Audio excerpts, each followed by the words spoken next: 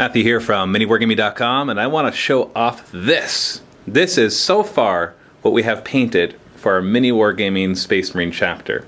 It is not complete. Well, everything here that you're looking at is complete, but the Space Marine chapter itself is not complete. But we've made some good progress over the past few months in getting this painted.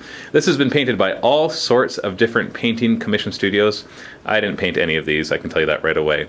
It's just part of our painting partner program. I'm actually making this video because of our painting partner program, because the person who painted this Contemptor Dreadnought is paying to be advertised in this one. So I'm just telling you that right up front, although I love the work that he's done and everybody else too. So lots of different artists. I know the Imperial Knight's not specifically part of Space Marines, but for all intents and purposes, he's part of the MiniWarGaming Space Marine chapter. Especially once you start seeing them in narrative campaigns, you'll understand why.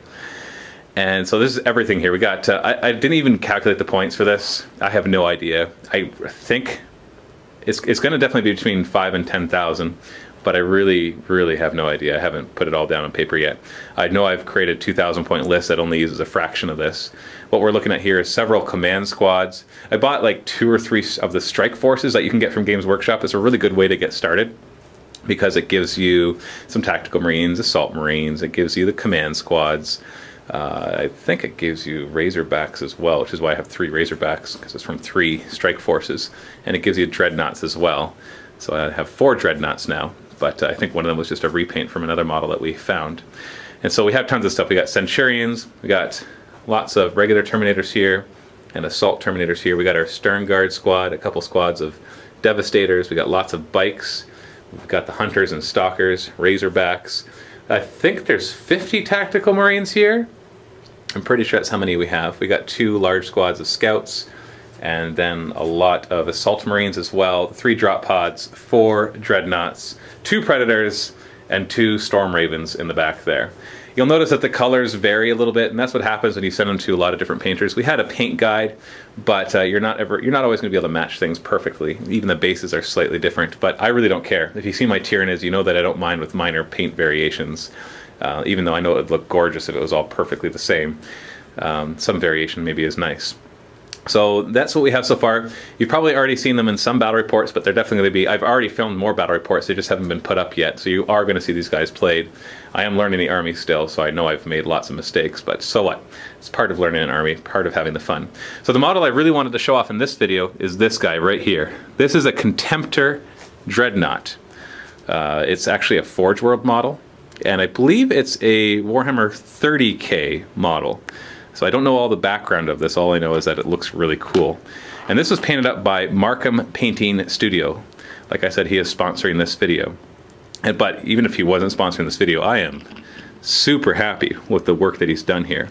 So it's actually pinned on the, well, on his torso, so you can swivel it.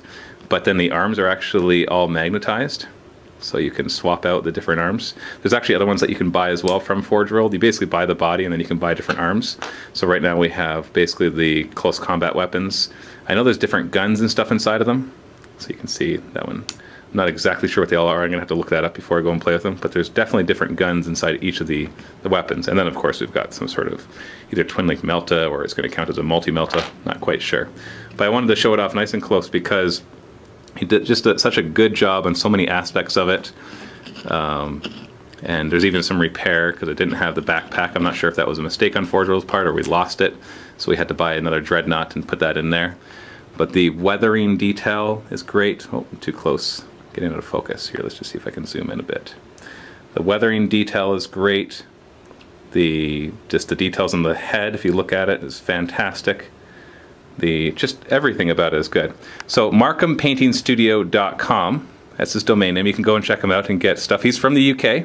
A lot of good painting studios are from the UK, of course, because that is where Games Workshop is. And there's a very high concentration of hobbyists there. There's lots of good ones in North America too, but I do find that we're finding a lot of really good painters in the UK. Shipping is not even that bad overseas. So it's not even, at first I thought it would be a factor, but I guess postal services have really improved over the past few years. So you can check them out, MarkhamPaintingStudio.com. I'm going to have a link in the video description below so you can go and get a free quote from him for your own painting commissions. We're definitely going to be using him again because he did such a fantastic job. Even with the magnetizing, we've had painters in the past do magnetizing and really not do a good job, but the magnets are really well placed so that they work just the way they should. So check it out. Stay tuned for Space Marine battle reports, and happy wargaming.